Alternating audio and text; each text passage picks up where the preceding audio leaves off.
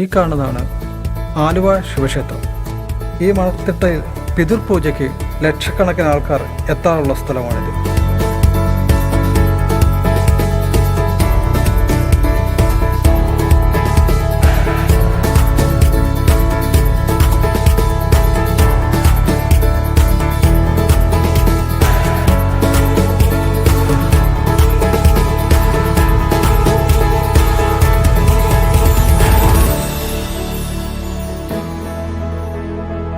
ഈ കാണുന്നതാണ് Aluva metro station. Federal ബാങ്കിൻ്റെ മെട്രോ സ്റ്റേഷനാണിത്. ഇവിടുന്നാണ് മെട്രോ തുടങ്ങുന്നത്. എറണാകുളത്ത് വരുവാണെങ്കിൽ നിങ്ങൾ യൂബറിനാണെങ്കിലും ഓട്ടോയ്ക്കാണെങ്കിലും ബസ്സിനാണെങ്കിലും ബൈക്കിലാണെങ്കിലും യാത്ര ചെയ്താൽ പല സ്ഥലങ്ങളിലും എത്തിപ്പെടാൻ പ്രയാസമാണ്. എന്നാൽ മെട്രോയിൽ യാത്ര ചെയ്ത് ചില ടൂറിസ്റ്റ് ഡെസ്റ്റിനേഷനുകളും അമ്പലങ്ങളും പള്ളികളും നിങ്ങൾക്ക് കാണാൻ സാധിക്കും.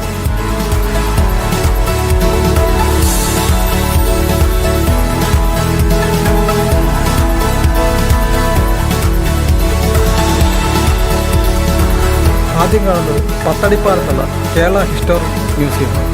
അത് കഴിഞ്ഞ് ഇടപ്പള്ളിയിൽ ഇറങ്ങുവാണെങ്കിൽ ലുലുമാണ്, യൂസഫ് അലിക്കട ലുലുമാണ്. കാണാം, അവിടെ ഷോപ്പിംഗ് ചെയ്യാം.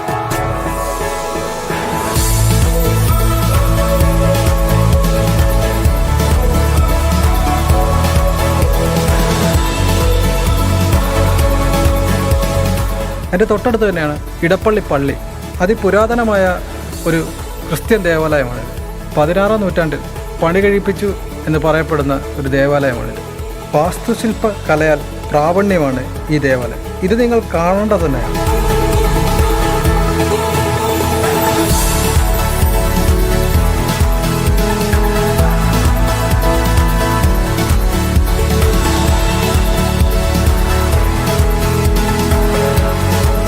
അടുത്തത് MG റോഡാണ്. MG റോഡിൽ യൂബറിനോ ഓട്ടോയ്ക്ക് പോയി കഴിഞ്ഞാൽ മറൈൻ ഡ്രൈവിലെത്തും. മറൈൻ ഡ്രൈവിൻ്റെ കാഴ്ചകൾ ഡിസ്ക്രിപ്ഷനിൽ കൊടുത്തിട്ടുണ്ട്.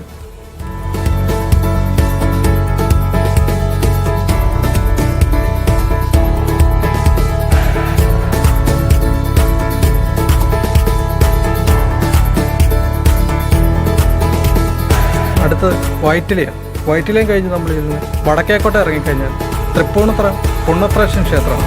തൃപ്പൂണിത്തുറ മഹാരാജാവിൻ്റെ ആസ്ഥാനമായിരുന്ന പുണ്ണത്ര ക്ഷേത്രം.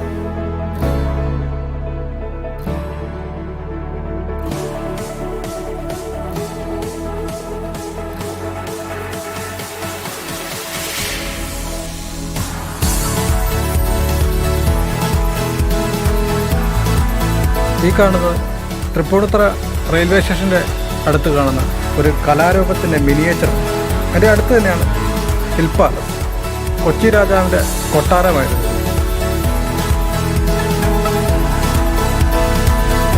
നമ്മൾ മണിച്ചിത്രത്താഴിലൂടെയൊക്കെ കണ്ട അത് ഹിൽ പാലസ്.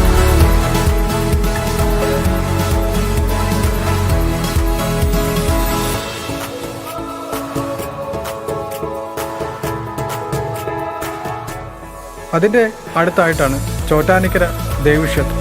ഇത്രയുമാണ് എറണാകുളത്ത് കാണാനുള്ളത്.